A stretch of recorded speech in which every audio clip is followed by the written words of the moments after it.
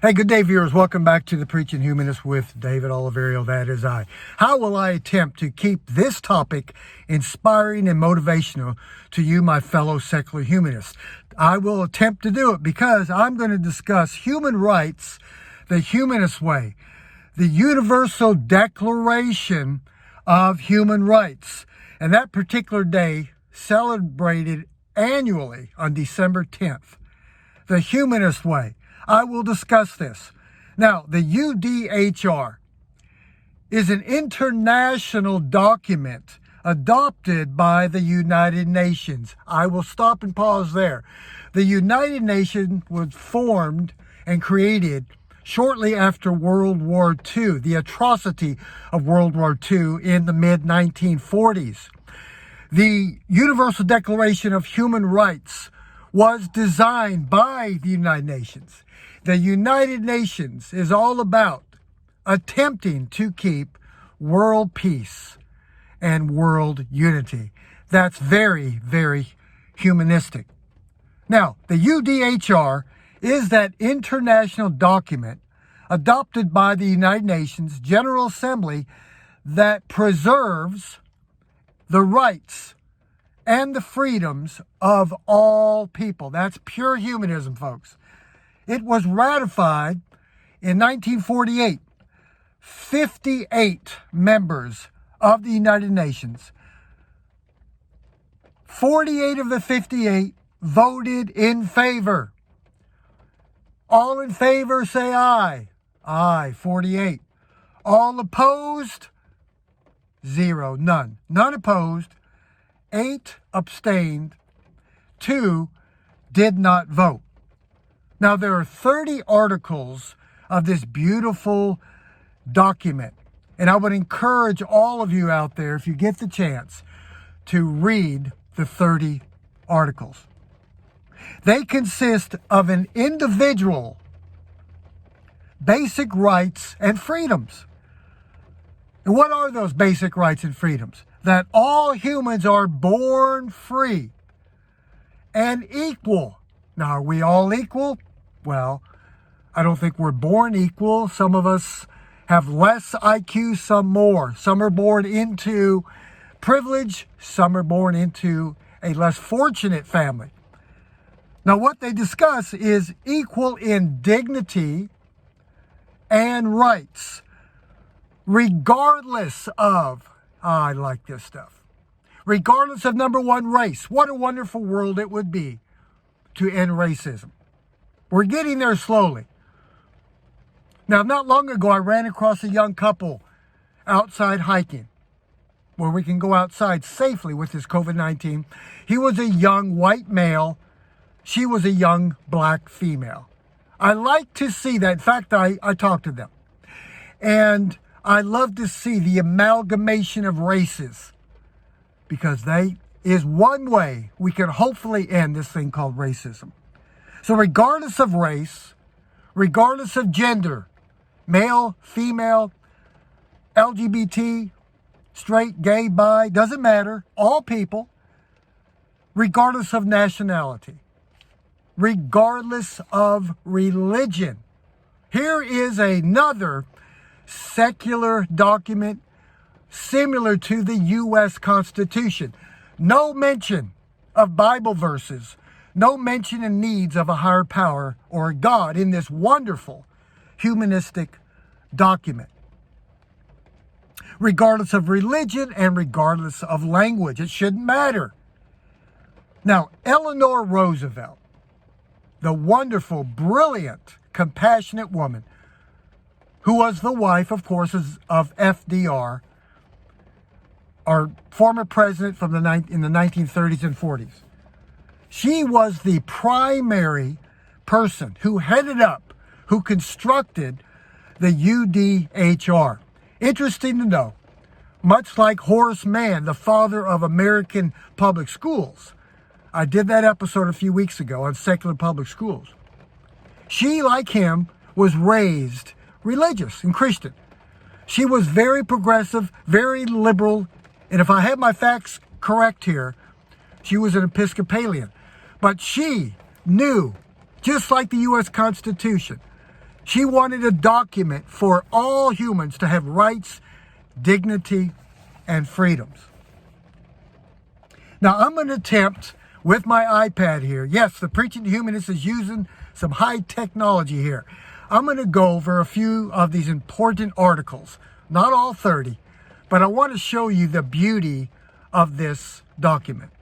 The first one, the first article, we are all born free and equal. We all have thoughts and our own ideas. We should all be treated in the same way, regardless if you have your own opinions and your own ideas.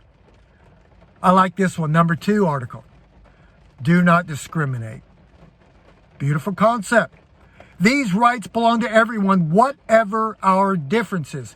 Isn't that what secular humanism promotes? I attempt to promote zero discrimination toward all people, whether you believe in a God or not, even if we disagree. Look at number 4. Here's one. No slavery. No one has any right to make us a slave. We cannot make anyone our slave. Thankfully, human beings have evolved and become more ethical, more moral through the years, since the Enlightenment especially. We used to have slavery over a couple hundred years ago. We have progressed past that. Look at number 4. Number 5. No torture. Nobody has any right to hurt us or to torture us. This is some good humanistic stuff. Let me go down to Article 18. Let me click on the right button here. Article 18, freedom of thought. We all have the right to believe in what we want to believe. It's my life, I'll live my life my way. It's my mind, I'll think how I want. Now, it also goes on to say, you have the freedom of thought to have your own religion. No matter if you believe in the theistic gods of Christianity, Hinduism, Judaism, Islam, or any other religion, you have a right to freedom of thought. Or to change it if you want. Now, this is incredible because there is discrimination for people when they do change from one religion to another. And there's discrimination out there, sadly, for those of us that no longer can believe in anything supernatural. So we have freedom for all people. Look at number 19 article. The freedom of expression. We all have the right to make up our own minds, to think what we like. My mind, I'll think what I like. I'll think how I want to. To say what we think and to share. This is very important, my fellow secular humanists. The freedom to share our own ideas with other people. Now, my critics have said for years, David, you're too evangelical. You should be out there with signs promoting humanism. That's too Christian. I have the right and the freedom, and so do you, to say what you think, to say what you believe, and to share your ideas with people, non-coercively. Now, believers have that right. They do it. They exercise their freedom of expression. They're unashamed. That's okay with me. I would argue and fight for their freedom and rights, even though I disagree with a lot of it. I have that right and that freedom, and so do you, as a non-believer, to express and share your ideas with other people. That's not bad.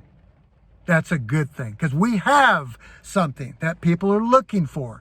It does make the world better. It does increase happiness and societal health. All right, let's move along. A couple more and I end.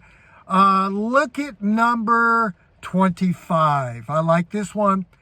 Those of you, fellow humanists, who are motivated by compassion and empathy and human love for those that are in need. Number 25, food and shelter for all. I think most humans would agree. We all have the right to have a good life. That's what humanism promotes. Mothers, children, people who are old, people who are unemployed or disabled. And all people have the right to be cared for. That's a world I want to live in. I want to live in that world where universal health care is a right for all. Education is a right and free for all, to better their lives, to better the whole race of humanity. That's 25. Let's look at 26. The right to education. Again, it's a human right. It should be free. That's what makes a better world. And I close with 30. I'm skipping over a lot. 30, no one can take away your human rights. Interesting to know, and it does concern me deeply, that there are those on the far Christian right and any other theistic religion on the far right that do not agree with the Universal Declaration of Human Rights, that do not like the United Nations. When I was an evangelical Pentecostal preacher in the 70s and 80s, I had great disdain for the human rights. I don't read it in the Bible. I didn't read it in any other theistic religion, because you become a slave to this deity.